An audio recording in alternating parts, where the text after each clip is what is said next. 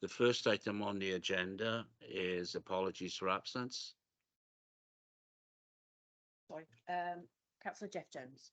Okay, because of the nature of this inquiry, we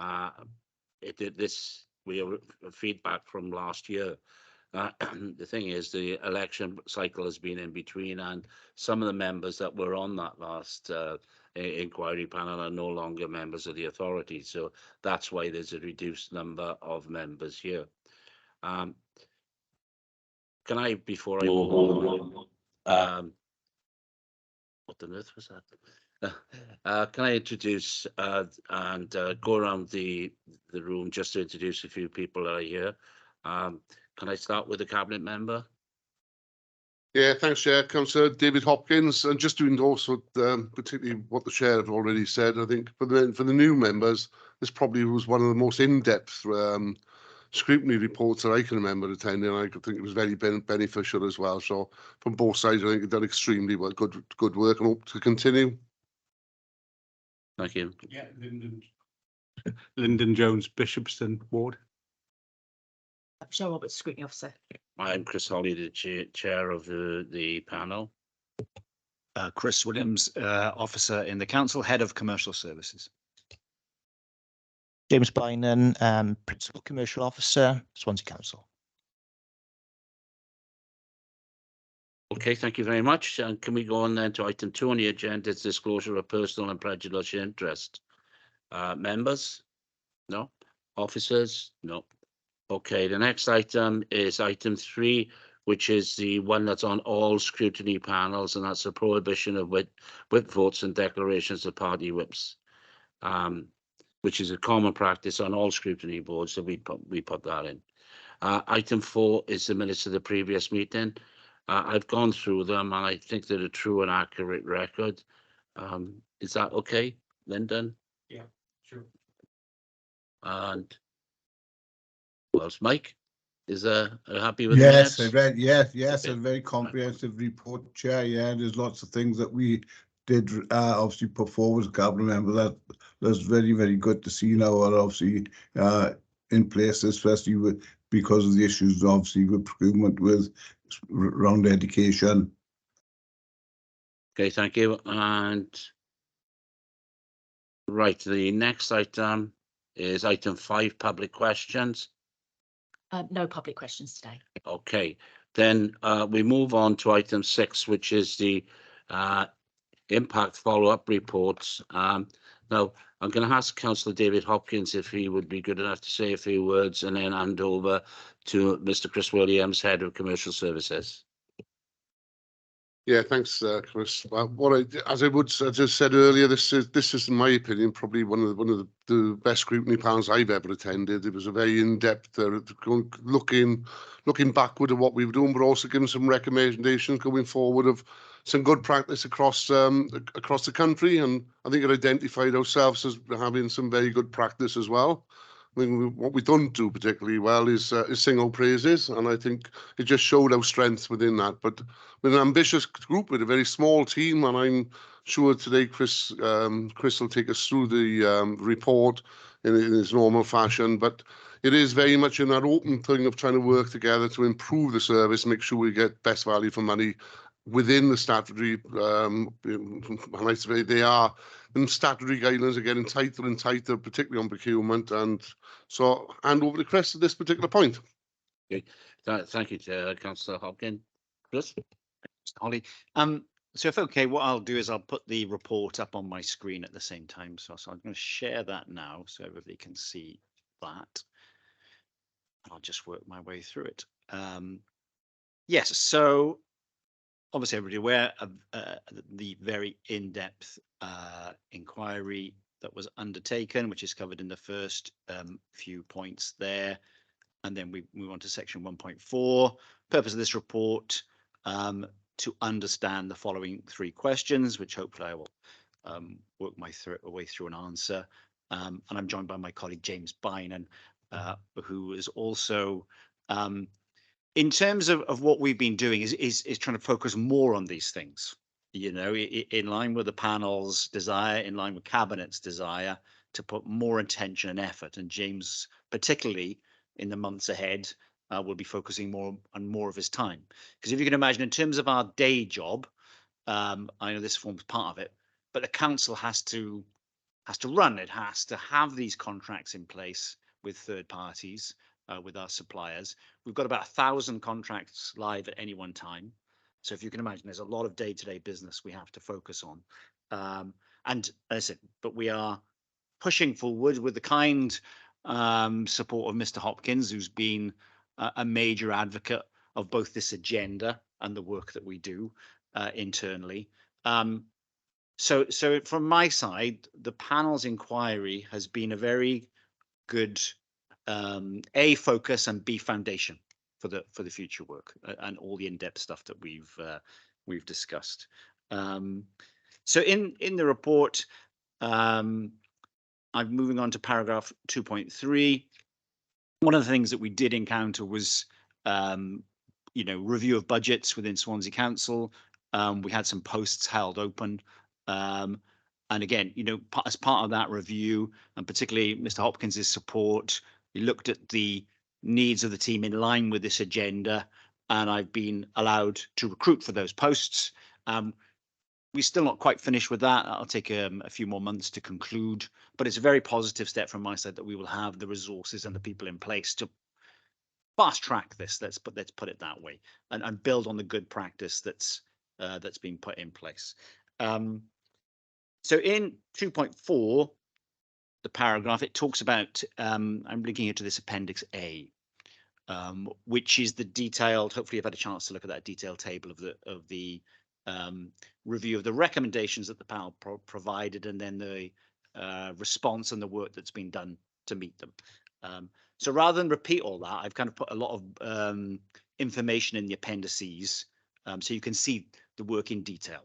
And the volume of things that have gone on, which has been significant, let's say that, and will continue to be significant, and will be a critical and core focus for all that we do going forward.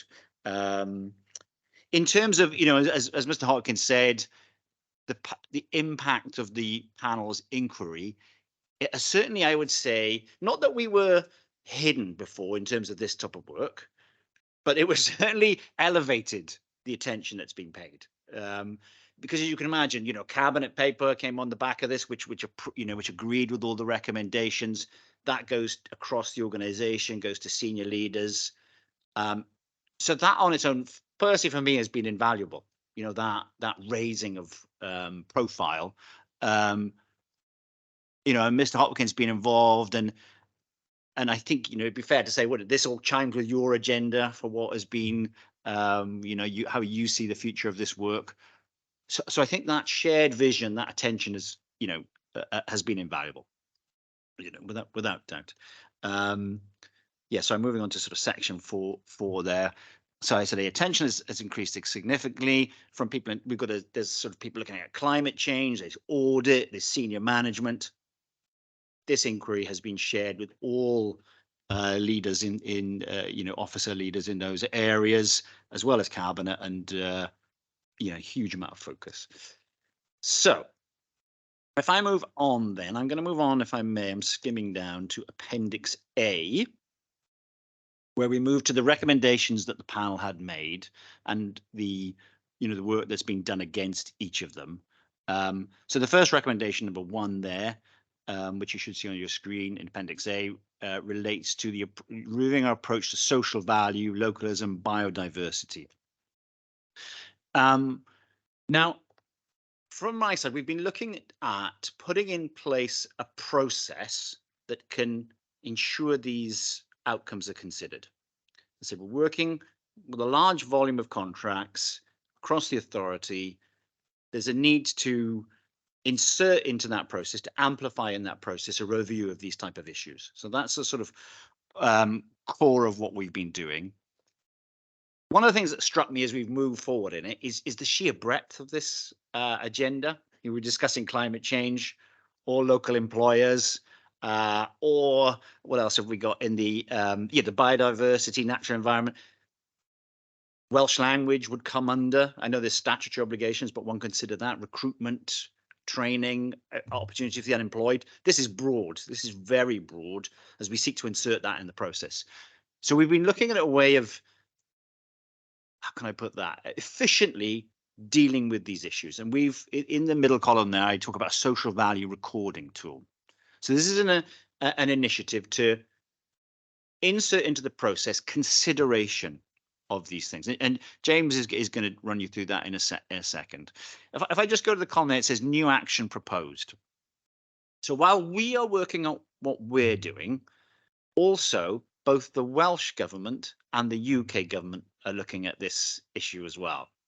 So I just wanted to insert that into your thinking, because there's what we're doing, and then as Mr. Hopkins referred to, new statutory guidance which is being prepared. And I've got a meeting straight after this with the Welsh government to look at that and how they are progressing.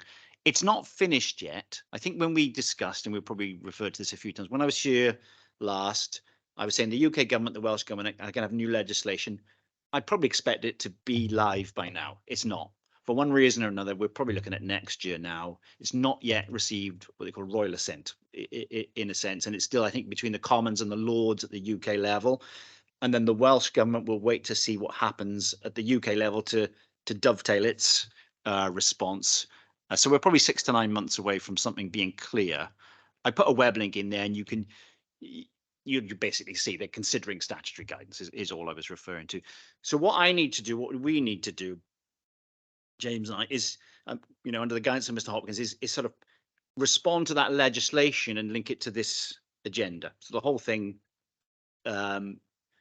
doesn't sort of knock into itself, or there's any gaps in it, and so forth. So I'm meeting with the UK government regularly through the sort of all UK working groups. I'm meeting the Welsh government today. So there's a lot of interaction there. And my job in that is, if I'm honest, is to help them realize our perspective, how it works on the ground. Because you can have this, we need to be green. And I'm like, yeah, I know we need to be green, but let's turn that into something practical in terms of businesses can understand, and suppliers, for want of a better word. So that's my interaction on a regular basis with that front. And perhaps I'll show you a bit of that later on. So if I may hand over to James, if that's okay, to run through the social value recording tool. I say, Chair, I think that bottom-up approach and the point that you just made is so important, actually, rather than have government, whatever level, telling people what to do. It really is important. So I'm really pleased that you've got that interaction. Thank you. Just to carry on with that point, I think the council have been proactive in terms of setting up a social value recording tool before it's mandated, before legislation comes in with the new bill next year. So we've already tried to develop a social value recording tool, which, let's face it, we want to incorporate everything, every good practice, procurement practice within that recording tool. So we're thinking about things like Wellbeing of Future Generations Act, net carbon zero, dealing with local suppliers, SME development. So social value for me, it means a lot of things, and we're just trying to capture everything within the recording document. And there are 2 reasons for the tool. Number one, to demonstrate the good work we're already doing, to be able to evidence that and be able to report on that, because the council have been on this journey of low carbon emissions for many years, but also to challenge current ways of working, to start asking people to consider why they're doing things. To have the response, we've always done it that way. We need to be challenging that perception, that attitude, to say, well, can we do things differently and better? So you'll see from the recording tool, the questions are being asked throughout that process. So if I share my screen,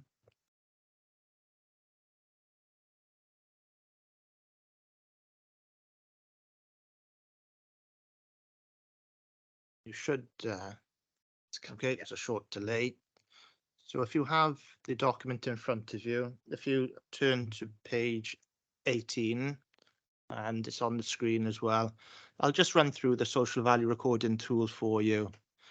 Now, the purpose of the recording tool, as I said, is to record if some documents are already being completed, such as the sustainability risk assessment. If that's been done, then that kind of is another document that can be used to evidence already the plan, what's been done at the planning stage. sorry, just to give a bit more background on that sustainability risk assessment. So we've got this overview level of what we're calling social value, which could be environmental or local suppliers or training. And then under that overarching framework, we're looking at very specific tools. And the tool that James referred to there is actually a Welsh government defined tool that allows the council services to ensure they're being sustainable in what they buy. So that's, I just wanted to add that bit of context of how we're trying to, at one level, prompt the debate, and then under that, provide specific toolkits, information, resources that can help when people are reconsidering what they're doing, provide the right questions, you know, in the right format for the research to improve things in that regard. Thanks. Sorry, James. Thank you, Chris. At the moment, this recording tool has been introduced for contracts above £1 million. And 12 months ago, a pilot program was started where we trialed it with a few specific areas, and we had officers within the council very supportive of developing this toolkit with us. The initial £1 million rollout is just to kind of see how we get on with the major projects, and the intention is to roll it out further for basically all tenders. But let's see how we get on. Let's get some feedback on the completion of the projects and see if there's any kind of development we need to have on the tool itself. So if we scroll to the next page, basically officers within the council should be well aware of the Wellbeing of Future Generations Act, as well as councillors as well. The Wellbeing of Future Generations Act is some things that we should be introducing and embedding in all procurement activity, all council activity. So more people in employment, looking at the outcomes, improved skills for people, more opportunities for SMEs, carbon emissions are reduced, ethical procurement is promoted globally, air pollution is reduced, social value is embedded in the supply chain. All these things, I'm sure this is music to your ears, some of the things that we're mentioning here. And it's impossible for every contract to include all of these outcomes. So what we advise is when officers are running a tender process, they pick out the outcomes which apply to the contract they're working on. Different categories within the council might be social care, construction, IT, agency, fleet.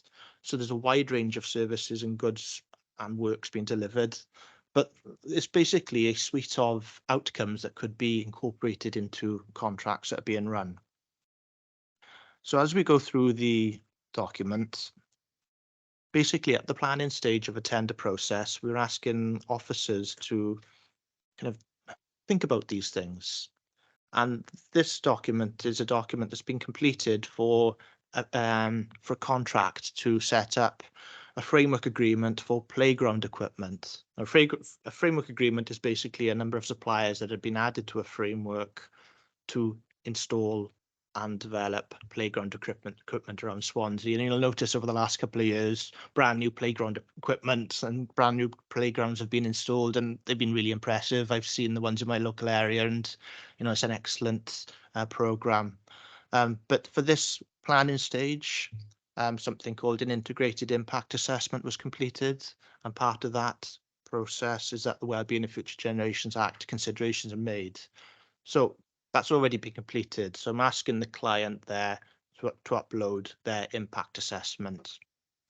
The second question was around what considerations have been made within the specification, such as net carbon zero.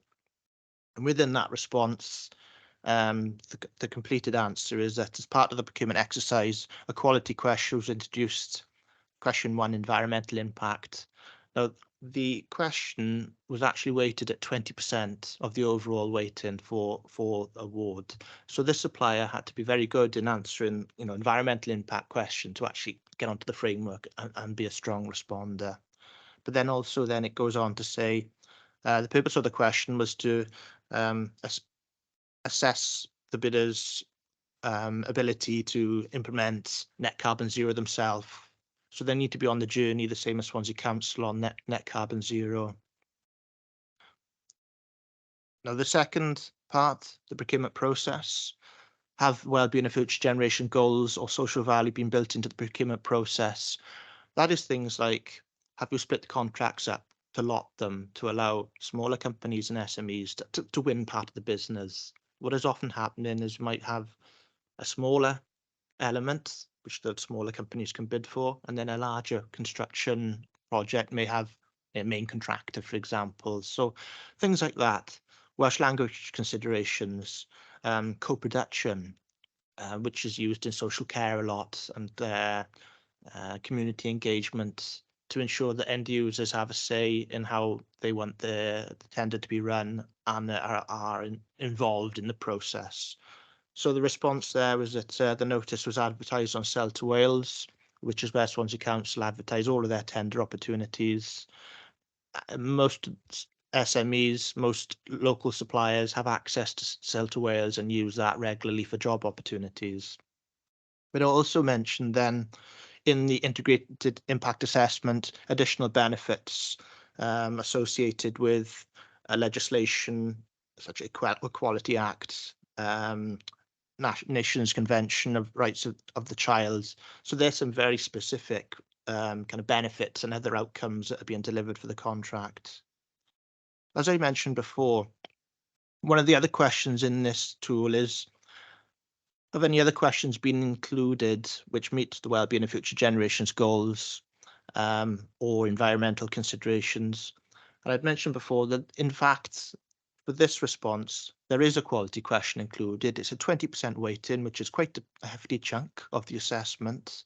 But in addition to that, the contractor will be encouraged to deliver corporate social responsibility, such as offering talks to schools, community groups, volunteering, support for opening events. So this is the added value that's coming in from kind of considering the wellbeing of future generation goals, thinking about community benefits. What else can that provider and that supplier give? Not just delivering the service, but what can they give to the community and develop the area. So then the next question was around weighting. So this is where, if a quality question is asked and there's a certain weighting around it, then the client is asked to complete what percentage weighting it is. So for this example, the weighting was actually 20%, but the client here has gone into detail about what other things they've done, what are the benefits and what they've included and what they're going to consider with the supplier moving forward. So that basically, if I go through the form again with you, this is a very straightforward one-page form that we're asking clients to complete at that early stage, that planning stage, to consider wellbeing of future generation goals. And whatever they've done, they can put on this sheet and provide that response. And over 12 months' time, we'll have a bank of responses of all the contracts we've issued with all the benefits that we can achieve. So we can provide that to councillors, we can provide that to the Wellbeing of Future Generation Commissioner, you know, and it can be evidence of us going on this journey to make improvements in what we're doing, but evidence the good work we're doing already. That's question one completed, I think. Have you got any questions, anyone, on that? No, I think you've gone through the whole form, and I think it's been quite evident that the social recording tool is quite a substantial tool and one which has carried out what it actually said in the beginning, you know. So I think that's pretty obvious. Anyone else got any questions?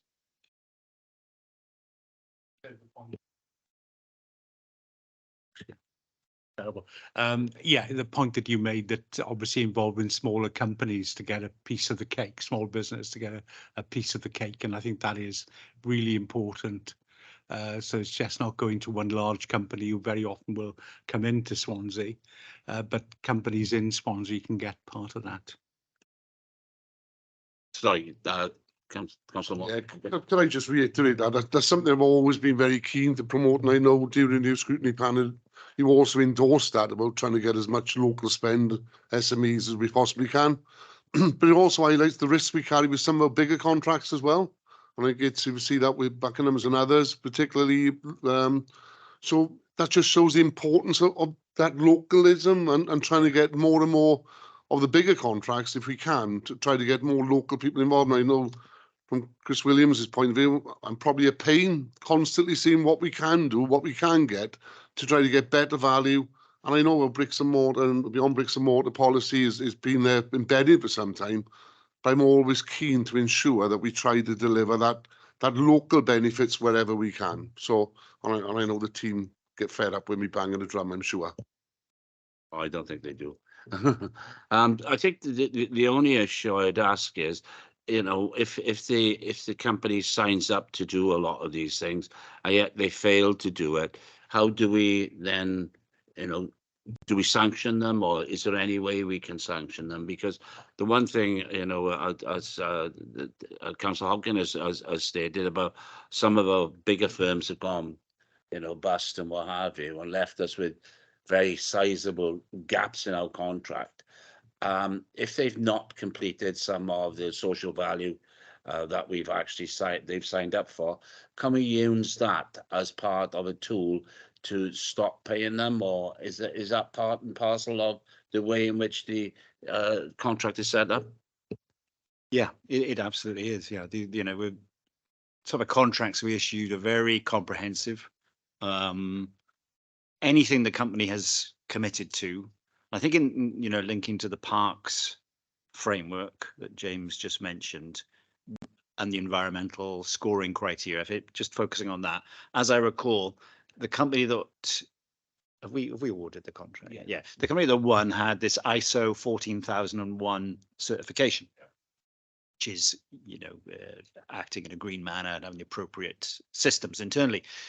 Now, what we would have asked for at a certain point is show us that document and we can independently verify that's the case. If they had not been able to produce that document after saying they had it, you know, we'd kick them out of the contract, you know. Well, I mean, there'd be a chance for them to get that level of certification and so forth. But yeah, what I'm trying to say is these are serious elements that are put in the contract and would be managed, properly. Let's put it that way. I am aware that one or two contracts that we have signed outside of the main building contracts, that type of thing, we do have also in there beyond bricks and mortar, but we also have a quality standard of the way in which they leave or the way in which they act towards our staff and also members of the public. And I'm assuming that's also part and parcel of a contract that we can say, well, you haven't been doing this properly, get off the, you know, get off this contract type of thing. I'm assuming that's Yes, obviously absolutely. Yeah. Okay. So I was just going to, it's a balance between putting too much into these things that SMEs, particularly smaller companies, are put off. But as you say, you need to have the basic triggers in there that you can have a very serious conversation and say to the company, you are in risk of losing the business if you do not comply with what we've asked for. And so, but there's absolutely, we can act on it. Yeah. Can I Oh, God, James. just to add as well, when a tenderer provides a response, a quality response to us, no matter whether it's a service, operational response or a social value response, they've offered that to us and it's part of the contract. It's built into the contract. They must deliver on that, and it's treated as seriously as if they don't build on time or don't kind of deliver what the actual contract is for. So if they don't do that, they're in breach of contract, basically, you know, and that's where we might have to involve our legal department. But it's taken as serious as that. If there are offers in terms of net carbon zero outcomes or carbon reporting, and that is offered to us, then that is part of the contract. Yeah, continue. Oh, thanks, Mr. Holly. So moving back to the report. So again, looking at that new action proposed, I mentioned the legislation coming in. I've also put in annex to a draft policy for this area to further promote, magnify, generate further understanding across the council of the importance of these type of actions. The draft policy is there for your review and comment as appropriate. One thing I am doing with it is slightly holding on until this legislation is passed, until we see what's in it, because it's pointless creating something that 6 months later I've got to change everything again. So just to mention that, I don't know if you've seen it in Annex 2. It's quite a detailed document. Yeah, and I, if I may, then I'll move on rather than go through that document. Is that okay, Mr. Holly? Yeah, I have gone through it. I think that this, I think it covers just about everything. I think the community benefits policy, sorry, the community benefits policy is what I'm quite interested in. As Councillor Hopkins has said, we've always wanted to make sure that any money we can spend locally, we spend locally. But on top of that, what is the community? So I think that's actually quite an important part of the policy. The only thing I would say about it is that in many ways, whatever the weighting is we put on that, it can never be enough. And that's a decision for professional procurement people to do, but to come back and report to us what that weighting is. And I think that's the important issue. The only other thing I would say is, the graph and the climate change charter, net zero 2030, I'm not sure. I don't know if other people feel, but I think it's a bit busy. Yeah, this is a draft document, and no doubt we will make these better at the end. What we've done is worked across the council. This has come from our colleagues in the climate change working group as the schematic. I would expect that. Yeah, it shows hopefully the focus on this matter. But yeah, we will improve that by the time we Yeah, do the final I version. don't know if anyone else has any views on this, but I think that's about the only that's it. And apart from the social responsibility outcomes, which is, I think, linked into the community one as well. I think that I don't think there's anything else. As you say, I can understand why it's draft purely and simply because of you don't know what's going to come out of the Welsh government, because they could put something about 20 mile an hour in there or something. You just don't know. So, but no, it's fair enough. Thank you. I think the diagram just kind of highlights the complexity of this area, really. You've got multiple policies within the council, and that's an attempt to kind of bring it all together and be on the same page. But, like we're trying to pull together multiple directorates, multiple other drivers, and think about, well, how does it all fit together? Because we've got to work together as a council, and this is why we have a lot of multidisciplinary teams, a lot of meetings involved in different areas. But you are right, there's a lot going on that spreadsheet and that diagram, isn't there? So yeah, take that on board.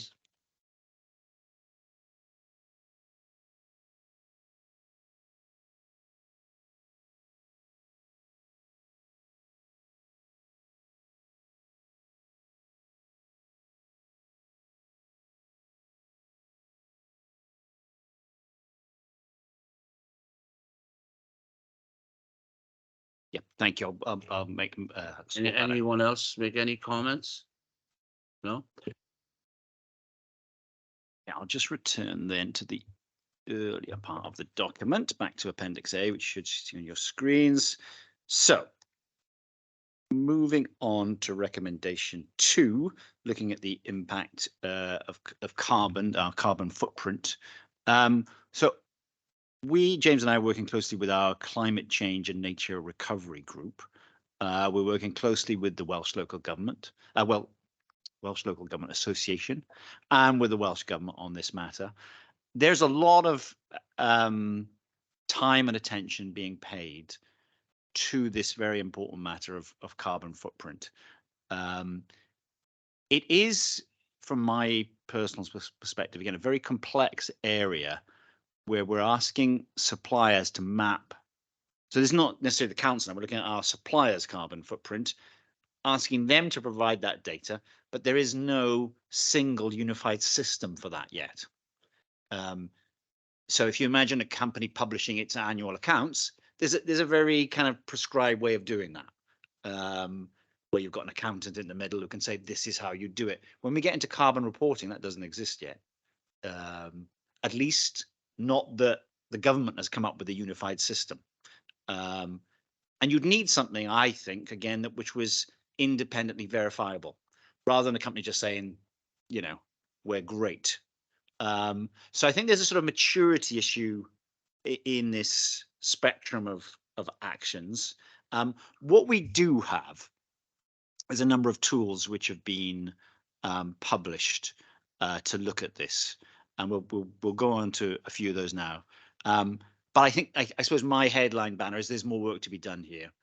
You know, more collaboration with the Welsh government, more collaboration with the UK government. Probably as a number of us were discussing before this meeting began, there's almost, because you supply chain can impact other third countries, you know, for example, China, you know, this laptop here, I'm sure is parts sourced in China. You're going to actually need an end-to-end system here that can understand the true carbon impact of a product. With that said, we are looking at it. Significant, again, work has gone into this. We can estimate, well, if I look at the UK Welsh government tools, they might say, well, you've got X number of vehicles, so you have an equivalent carbon emission output, but it's the equivalent word in there. It's not, it's a proxy measure. It's not actually one of the complaints could be, today, the way they look at it, they take a total fleet usage, but of course, within that fleet, you might have electric vehicles, you might have 40-year-old vehicles which are chucking out diesel. I doubt we've got that, but you know what I mean? There's a range of vehicle emissions and the sophistication of those tools is in progress. So for me, there's sort of two aspects. One, the sophistication of the measurement, and two, the independent verification of it are still things that need to be worked on to really make this agenda, you know, function in the way that I think everybody would want. They are being looked at. I'm involved with all sorts of groups, as is James. Now we were going to focus on the WLJ toolkit, weren't we, to show one element of that? Is that, yeah? So we'll show you one tool, but I think it's just important to place it in its context as to where you know, what needs to be done here. Yeah, you almost want, like, you know, you get a thing like an energy certificate on a house. You want a similar thing like that for a company, really, where those measures are the same for all. It's not something that we necessarily would be doing locally, but it would be maybe Wales, UK wide. But that is something. The other thing is, if you get goods made in, let's say, made in China, let's say China, can we use China? Well, there should be quite a weighting on that, because they're not as energy efficient and they are burning coal like mad, and therefore that should be weighted when we consider buying those products. They might be cheaper in money, but in other terms they're much more expensive in other areas. Absolutely, 100% agree. Yeah, I think one of the things that this is one of the problems, that when Brexit happened, the end user certificate or the qualification certificate for car manufacturing, whereas if a fuel pump is made in Czechoslovakia, or I don't know, say in Poland, is it comes to the UK, it goes on to an engine. Is that engine manufactured in Britain or UK, or is it partly manufactured in Europe? And that was part of the problem. And I think this is the similar type of problem as that. It's the, like, you know, if you sell an engine, engine for an aircraft, you've got to have an end user certificate. You have to have a certificate to say where every part comes from and the traceability of it. And this is the same type of thing, and that is very, very difficult to do. Very, very difficult to do. So I can well understand what you're saying.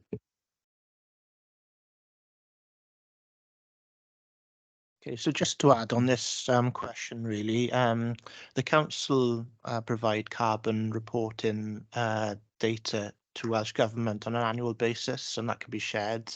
That's broken into two areas, really: our internal carbon emissions, you know, council buildings, and our activity as a council, but then also our supply chain. At the moment, the Welsh Government kind of guidance is to use spend analysis for supplier kind of emissions, and that is, as mentioned in the new action proposed, that there could be improvements on that, because we need to have accurate information if we're going to be reporting on carbon emissions, and getting the data from the supplier in a consistent way, in a standard way, that they can provide that information to us so we can include it in our report. then gives us the accurate information we report on. And there's two areas of influence when it comes to carbon emissions: is what we do ourselves, you know, and it's that changing that culture within the council, but also then changing the culture within our supply chain as well. So what we are doing, as well as building kind of requirements into our specification.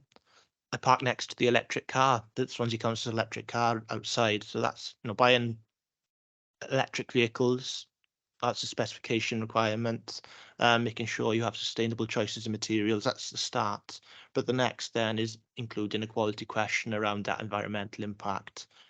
So the Welsh Government and it's called the WLGA Sustainability Toolkit, Annex 3. If I just share my screen with you, I'll bring up the Annex 3 and I'll go through that with you. I won't go through it in a lot of detail because it's you know, it's quite heavy there really. Yeah, it's very busy, and I think I can try and zoom in a little bit. But basically, in a nutshell, when you're planning to run a tender exercise, what you can do is you can have a look at what sector you're running. So if it's construction, you can start filtering through. So I'll fill.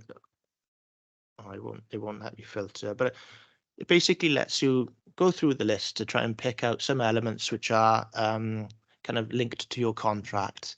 And then you might think, well, can we do something about the specification, or can we ask a quality question which can be part of the quality assessment?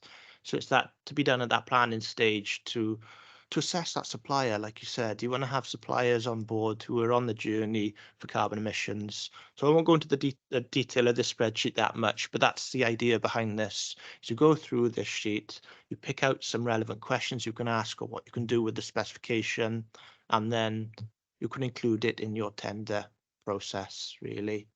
I mean, I'll go back to the other sheet because I don't want to scare you with that document. That's quite a lot to go through. But basically, as mentioned, the Welsh Government and local authorities are trying to develop a more accurate spreadsheets that we can send to suppliers to say, can you provide us your carbon emissions? And it's broken down into their transports, the material choices they make, if they're in manufacturing processes or anything involved in that, then they can provide those detailed carbon emissions to us. It's driving down carbon emissions as well, so we can review that information on an annual basis and ask for improvements. But part of the journey as well is during a tender process, we will be asking for carbon reduction plans from suppliers, asking them to, you know, introduce some changes or ask them what they're doing to reduce their own impact. So there's lots of initiatives taking place, and they're all on the same journey to reduce carbon emissions and to achieve net carbon zero. So that's what I'm going to say on that. Any questions or comments? No? Okay, carry on. Thank you. Right, I'll put the document back on. I'm going to move on to recommendation 3. Cabinet increase the use of nature-based solutions in the council's practice. Hopefully you've gained from the first 2 recommendations that this will be integrated into that. So we've got the umbrella strategy and then the way of breaking that down per subject area. So that's part of our approach here, was to take these and integrate them into a system. That I said there has to be an efficient use of time, but also inserts into that the importance of considering these elements. So moving on to recommendation 4. Right. So this again referred to measuring the impact of policy commitments, social benefit, local procurement. So a number of elements. Part 1 was what we just discussed, the social value recording tool. Part 2, though, is spend data, and I have an active project ongoing. As you'll know, there's new finance system in place in the council. We'll be working on that now in the next quarter, so that it can report automatically the local economic impact of our spend. Now, we did do this exercise several years ago. It took many weeks of manual intervention. It showed the impacts in SA1, the region, the Swansea postcodes, the wider region, Southwest Wales, all Wales impacts. But what I realised is that's, we couldn't be spending a month every time to get that sort of data out. I'm advised the new system can produce this for us automatically. There'll be an element of classification of the suppliers, sort of fields of analysis, and then we'll be able to report to Mr. Hopkins at the click of a button all this information. And I think that evidence is going to be vital, isn't it, to improve what we do, to see what we can learn from it. So to mention that, that's a key project. I would hope it's done by at the very latest January. It's up live and we can look at that data. Any questions or comments? I have to say I can remember the first time this was done, and I'm not sure how accurate it was, but it was a bit more accurate than some of the consultants' information we've had in the past, and it did show that in many ways our local spend was far better than some of the data. Actually, it came over quite well. As a council, we did reasonably well in what we were doing. The one thing that worries me is any new computer system takes a bit of time to embed in and get it right. So it would be interesting to see how it does, and if it shows a similar type of result, because I think that's the important point. On the last one, I know you spent a long time doing it, and some of the information came back was very, very valuable, especially the car parking one and the issue about how our spend in social services actually went right across the board, especially with the carers and what have you. So I look forward to seeing that sort of information, because I think that's the basis of, if we have a policy, or if the council has a policy and we can see it working numerically, then we're all confident that those policies you're making are the correct ones. Thank you. Thank you.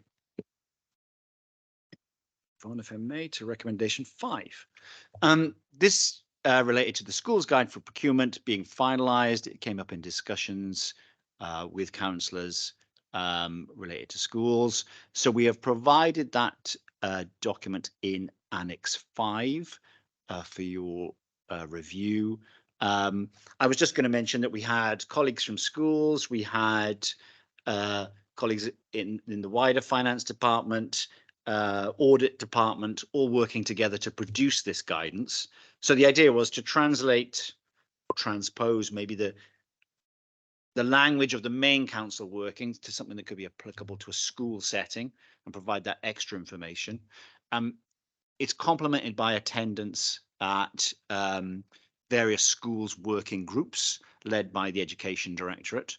So there's a school premises forum. Do you remember the others, James? The school finance forum. There's a primary schools forum, a secondary schools forum.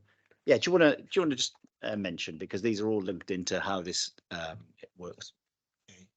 Yeah, just to add on this, there is another question on it further on, but there are different groups. There's the premises managers group, head teacher groups, and then there's also then groups involved in education and the schools to learn a little bit more about the procurement guide for schools. So there's lots of training that's been delivered, and I can go into that in further detail. Question 13. So a lot of consultation, a lot of interaction with schools through this work. It's certainly stimulated a lot of inquiries. I can say that much. So we've benefited from a big bit of visibility and focus, and I think the trick is now maintaining it. And that, going back to the points James was making there, we have a colleague who will be going to those groups on a regular basis and just creating that awareness of the need to follow best practice, but also to be open to if the schools want a dialogue on anything. So at this stage, yeah, I wanted to report on that progress. Thank you, Chris. Mike, would you like to make a comment on it, because you were the one that brought this up initially? Yes, I can certainly say through now our audit and governance, we aren't seeing the amount of schools being brought forward with moderate reports. You know, now that there's help and assistance to happen with the way that they procure different projects throughout the school, and I believe education as well. The education department have really wanted to be involved with this, knowing that they've obviously been made aware of it via audit and governance as well, and it's very encouraging to see that everybody's right across education is all working together. And as I say, there was concerns because school as the bulk of the budget, they do all budget, but then if they want work done, they got to make sure that they're dealing with the appropriate practices as well. And I think that was important, Chair, that we said that schools could perhaps set up their own little subcommittees of buildings and works, and I think a lot of schools are hopefully taking that on board. But I can certainly see that from further meetings we've had with audit and governance, we aren't seeing the level of concern that was being flagged up by our internal auditors in regards to procurement around schools. Yeah, okay, thank you, Mike. I think it was a worthwhile process at the time, and now it's procuring. No, it's progressing. Sorry, carry on. Yeah, absolutely. It's embedded in what we do, and we will continue to focus on that. Yeah, in the work we do. Right. So, yeah. Number 6, review. Well, we've got this recommendation 6 there, refers to the new legislation. As I mentioned, there's still waiting for that final guidance, statutory guidance that links to how we operate. And so my plan there is, once that is clear to me, to speak to Mr. Hopkins and ensure we're all happy with the way forward. I think it's interesting. It's a bit like the panel's focus. The UK government, the Welsh government, everybody is focused on this in such a it's interesting timing, isn't it? That there's huge amount of focus on this. I think it's I think there's an enormous amount of focus after the mess that the central government have made of some of the procurement, and especially from what I can gather on HS2, it's complete mess. So I think it's nice to see that at a local level we are actually progressing in the right way. Yeah, I think without overdoing it, I genuinely think we are one of the better ones in the UK as well in terms of our knowledge and understanding. I think it's because you have the political focus and drive, but I think we also work well together across the council, and that's part of it. Is me not operating in a silo, and I think part of our role is to share best practice, but it's also to listen to the social services or corporate building services in terms of what they do, to gather that information, and as we were discussing earlier on, to feed that back into central government so they get the balance of how things should function. And I think we do that well in Swansea. I generally do think we're ahead of the game in terms of our understanding and feel for what's going on, rather than having this kind of ivory tower approach. It's like, how do we apply this really and make a difference? So I think there's a positive to mention there. Okay. Number 7, ensure that the council develops and maintains direct links with local businesses. So here I've been liaising with our colleagues, so council officers in the economic development team, to do this. I've put in an annex an example of their work. Let me just find where I put that. I think I'll just skip to it on my shared document on the screen. Yeah, so this was an example of the work, working with local suppliers, getting them, it's a bit out of date, but it was just to show an example of what's going on in the background, generating interest with local suppliers, training them as to how to access council tenders, which is part of the work. But then if I go back, so I think I'm on back to that. Yeah, you'll see a web link there. And what we've agreed to do is to help to further promote. We've got the Sale to Wales umbrella, but we've now also got a Swansea local link of all our tenders.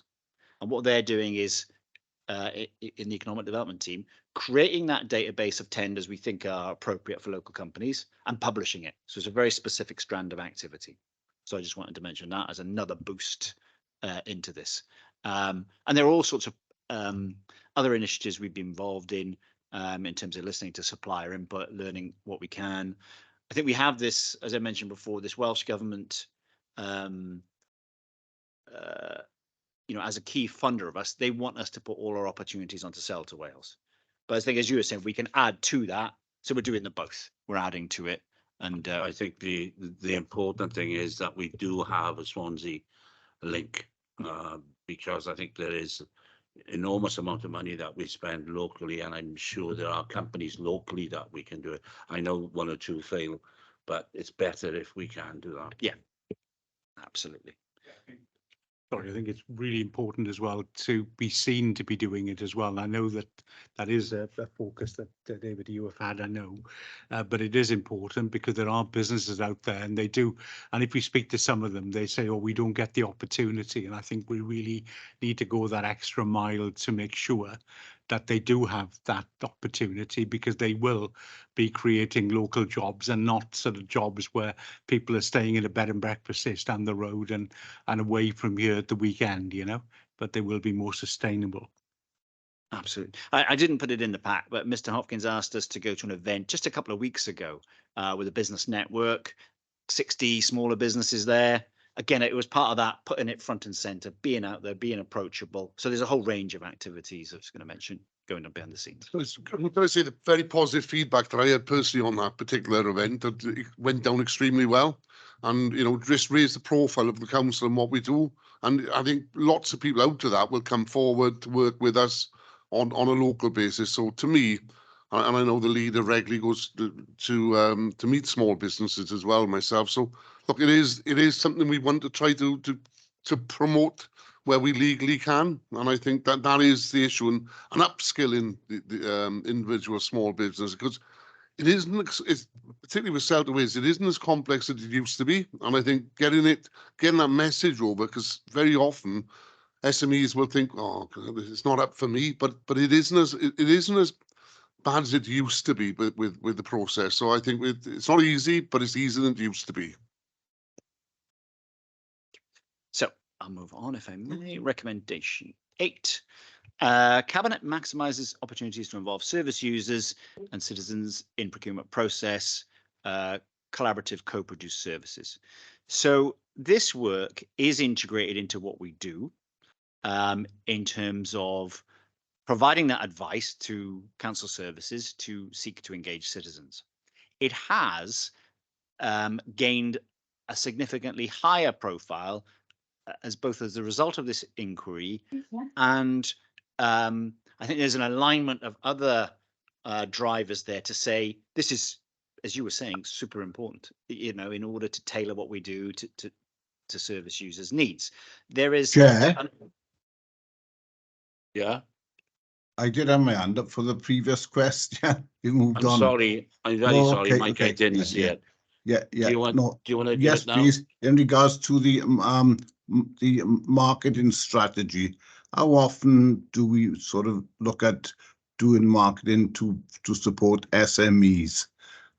Is it quarterly or half yearly or yearly? We've the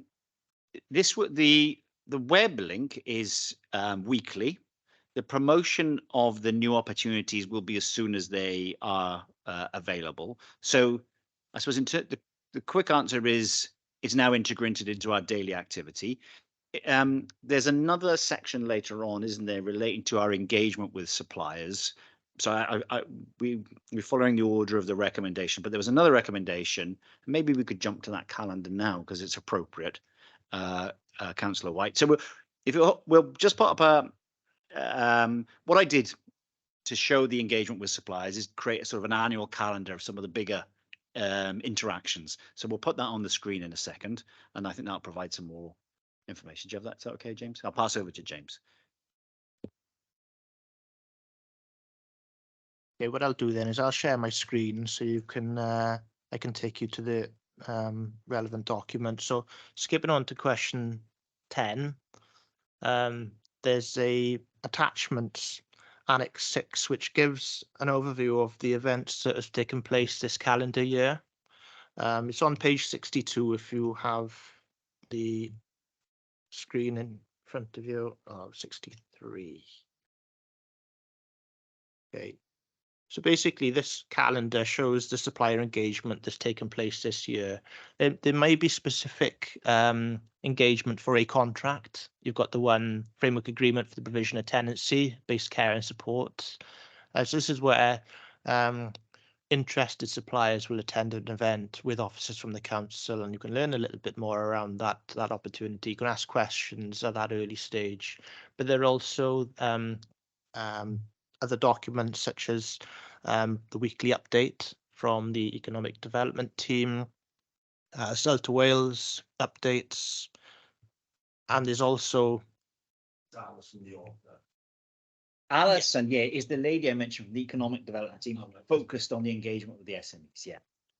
So yeah, we got a calendar first from Alison, and then you'll see there's more down below if you keep going.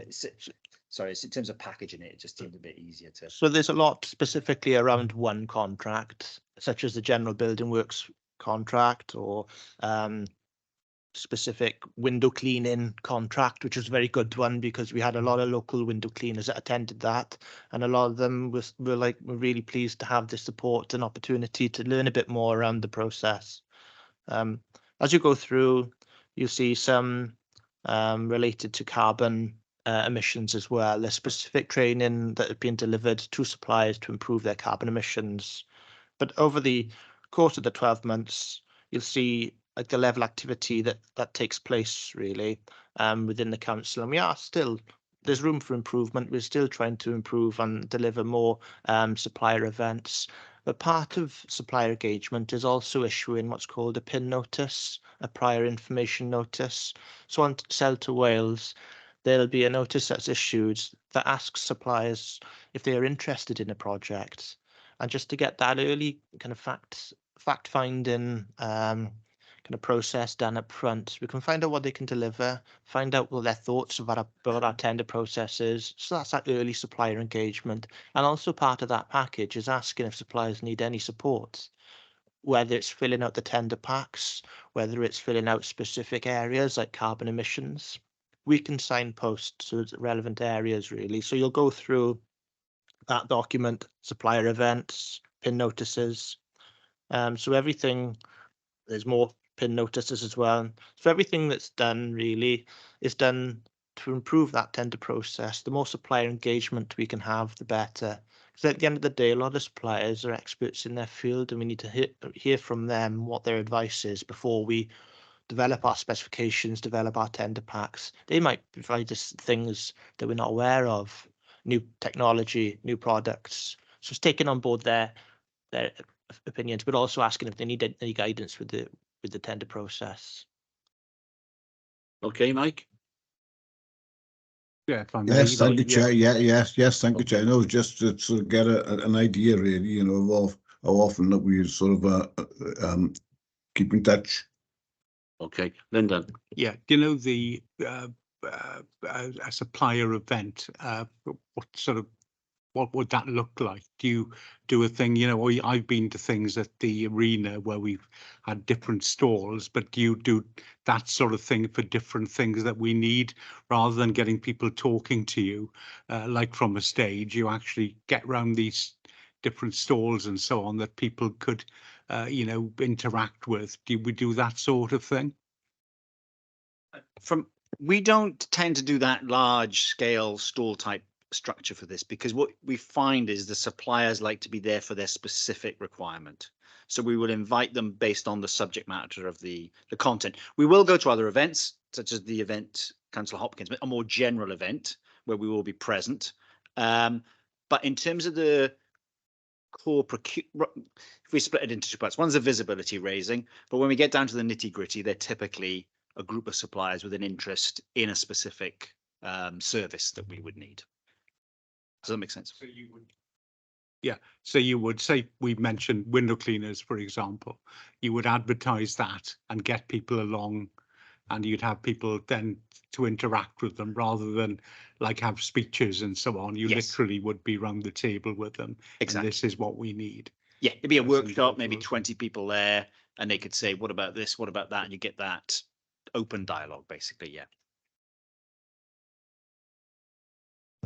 I think that what you've suggested is having an event where all suppliers are there. That's a good idea, but the challenge is that we deliver so many services and goods that it'll be lots of different suppliers, maybe not being able to focus on one certain area.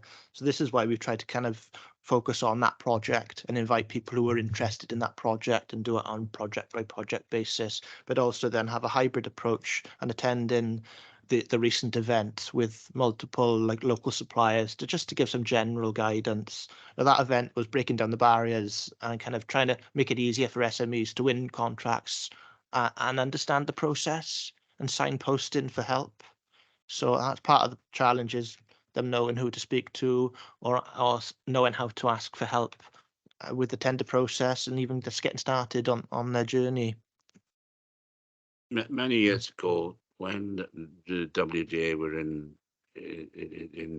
situ, we used to have an open day for the for SA1, a suppliers day, and they'd come along and they'd discuss with the workforce, with the people in from the WDA what is actually needed for that development.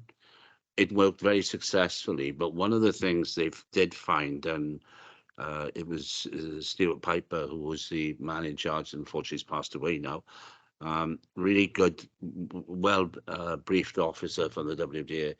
He actually told us that it was great, but it didn't work as well as they wanted it to, because everybody was there, from the concrete layer to the tiler, and the bloke was the tiler, or the people of the tiler didn't really want to know about concrete. They wanted to know about tiling. So they then broke it up into product workshops like you are doing now.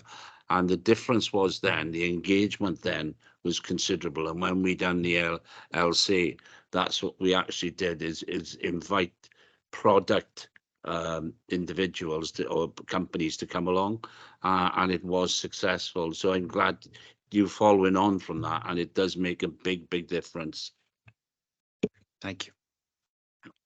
I will go back to the document. So that was question 8. Recommendation 9, Cabinet continues the work to address any areas of non-compliance in council procurement activity. For me, this is our integration and collaboration with the audit team, and that's ongoing. We have a comprehensive, regular program.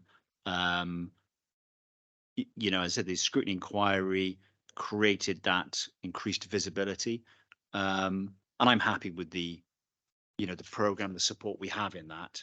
And it's interesting, the feedback I get is, I'm glad you're doing this, because, we need to keep on our toes and we need to be the best that we can. And, that's the way we'll proceed. So recommendation 10, James just, sorry. Yeah, we just covered that in a sense, could be jumped ahead if that's okay. Recommendation 11. Cabinet works with the WLGA to press the Welsh Government to develop ways for the impact of key national commitments. Certainly that is happening, yeah, and it's front and centre. Recommendation 12. Cabinet increases the level of training for new starters by making procurement training mandatory. This is a very good recommendation, which Cabinet, as you know, also adopted. What we've done is we've developed the training. We've done a schools version. We've done a core council version. We are out there doing it. What we don't have yet is the web-based version of it. And again, that's one that's on the list of projects following the Fusion implementation. There needs to be this web authoring, I believe was a technical term, where they turn effectively a load of slides into something that can be interactive and people can use. We've agreed that will happen, and on we go, and we'll have that done very quickly. And I think that'd be a great addition to the suite of tools that people can use. Shall I move on to the next? Recommendation 13, That links back to schools. A working group is created for education procurement, which includes representatives from schools. So James, so we mentioned the schools guide, which is the written format of it, and then it's the dialogue with schools. James, you were going to mention, give a bit of headline there. I could just say there's a lot of training being delivered over the last 12 months, and the benefit from providing this training is that schools are actually coming to procurement for guidance and further support before like wanting to spend money. You know, they're going through the guide themselves and they've been signposted correctly to ask for further support. So they they'll be more compliant really and be following the rules because they've had the training and they're going to the right people to ask for further advice as well.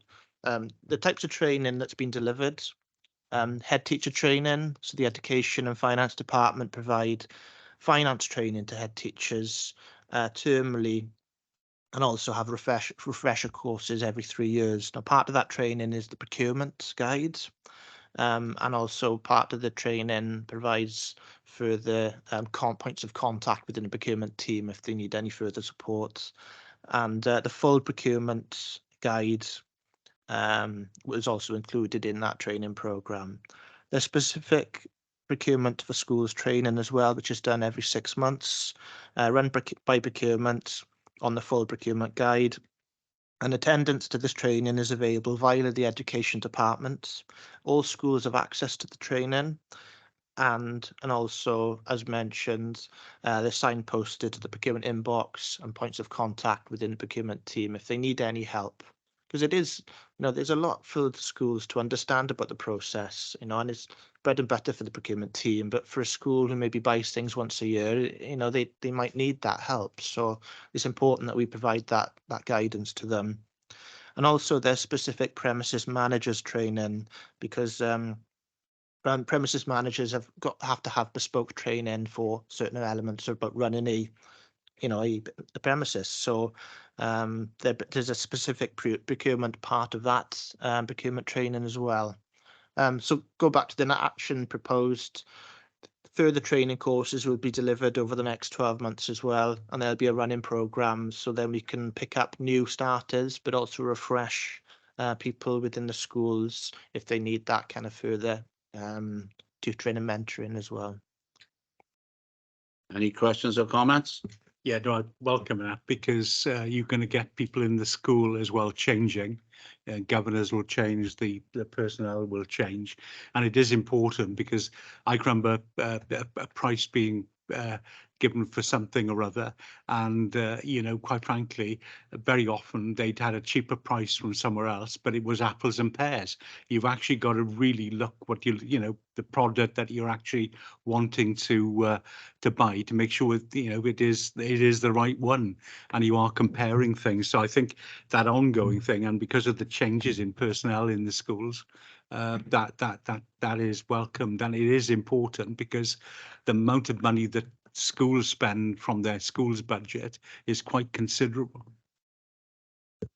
Councillor Mike White. Yeah, can I perhaps suggest then, Pastor Chris Williams, if it's possible, can we perhaps draw up a procurement policy on behalf of the local authority, which the schools can then adopt, like we got obviously with other policies within the schools that we've got to have. So at least then we've got that guidance there, in tablets of Sona then for the school to follow on me. It's just a thought really. Chris, I don't know what your views would be on that, or Councillor Hopkins. From my side, yeah, very happy to consider that. In my mind, thinking about it right now, we've done this schools guide, which is in a sense that, because it translates the normal way of operating for the council into the language of the schools. So where we might have said a director signed something, we'll say head teacher signed something. So simple example, but it's trying to make it as user friendly as possible. But yeah, certainly happy to look at that and see how we can develop it. Yeah, look, I'm more than willing to give that commitment. We'd look at that, to be honest with you, if it do help, because getting that level playing field, as Councillor Lynn Jones rightly said, it is important that they compare. because very often just going for the cheapest don't always work either. So yeah, more than happy if we can develop something, particularly with perhaps if it's only share it through the school forum, but just to raise awareness as well. So thanks, Councillor White. I think the important thing is that we give the school guide for procurement an opportunity to work first. And if that works, then we don't have to come back with a policy, because knowing some of the head teachers and some of the governors, they won't take kindly to being told you've got to do this, you've got to do that. So I think if we see the guide work and the guide works well and people follow that, then I think that's a far better way than to actually bring in a policy, because Mike, there are some head teachers who don't like us interfering with some of the policies, but I do think that we need to give this guide a go first. Chair, can I just come back? And then the reason why I raised that was that it obviously covers ABACs as well and the governors, because if they steamroll ahead and then they get picked up by audit, well, they've only got themselves to blame then if they haven't got this policy in place. I understand where you're coming from, Mike, but sometimes people got to take responsibility for how they act. Can we move on to 14? Yeah, I'll just share that document on my screen. So recommendation 14, Cabinet focus on reviewing documentation and contract design to further encourage SMEs. So hopefully that's come out that's what we're doing. In all the different actions, in all the different ways, as Mr. Hopkins said, it's a critical variable for him. We mentioned about the reporting system, which will drive that. So for us, it's just it's front and center. 100%. We absolutely understand the value of it, as has been discussed, and we'll do everything we can to make sure it happens. Okay, any further comments or questions with regards to the whole report? Was this? Yeah. One sec. On to you then, James. Just to add on point 14, a lot of contracts are allotted, so it breaks it down to that kind of lower levels so that suppliers can win. Local bus services contracts are broken down per route, basically. The construction projects are broken down, as mentioned, into a lot 1, like a major project, lot 2, minor works, possibly. So it allows the smaller suppliers who maybe have a lower turnover to meet that minimum criteria to win business. So it's what we are doing as a council is lot in contracts where we can, as well as kind of go into SMEs directly. We're trying to break up the contract itself to give them a portion of the contract. Thank you, Michelle. Just looking at the recommendations and the discussion you've had, that I think possibly you could mark recommendation 9, 12 and 14 as complete, because they're all pretty much done, aren't they? It's just that you're doing some extra things. So rather than you wanting to consider following up on those, it might be. So I'll mark those down. Okay, can I say that I know there's not a great deal of members here, but the reports that come forward from both Chris and James and the cabinet member, Councillor David Hopkins, has been incredibly. I think it's been an incredible process that we've been part of, and we've moved a long way from where we were some 2 or 3 years ago. And I thank you on behalf of members, the pair of you, for what you've done, because procurement will add value to everything we do. And the better we do it, the better the added value, and we're doing it very well at the moment. And thank you very much for coming today. And you, Councillor Hopkins, thank you very much for your input as well. Sorry. Just on that point, could I, particularly for the new members, if you've known, and I've said this early on, the process that we've gone through to get to where we are today has been really inclusive, and I've got to say it's been really, really good. And I will reiterate the fact that I think this is one of the best scrutiny panels I've ever attended to have that add on, to be honest with you. And I think this is a model that we should use going forward. So really thank your guidance as well, Chair, for the work you've done in this. And Michelle, thank you very much as well. Thank you all. And can I, to the members, thank you very much for your attendance this morning.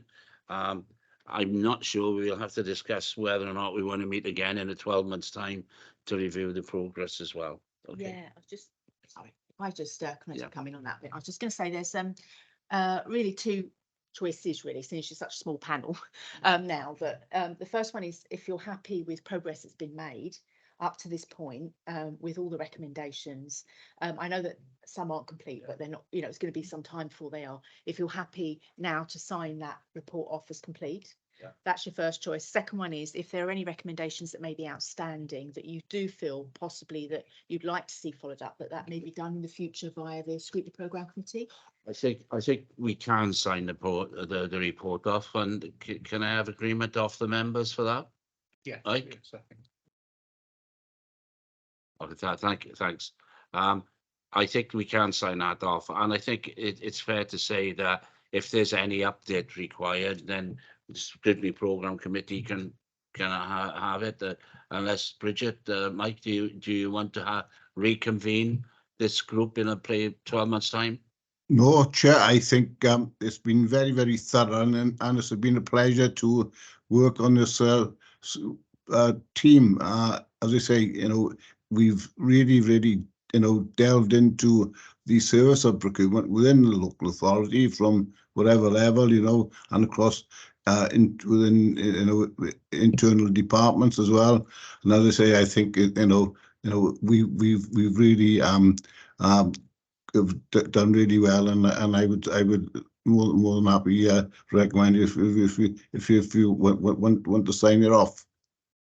Okay, so I'll do that, and then any nuisance or any reports that you want to bring forward or updates can go to the Scrutiny Programme Committee. And again, thank you both very, very much for your attendance today, and thank the members as well. Thank you all.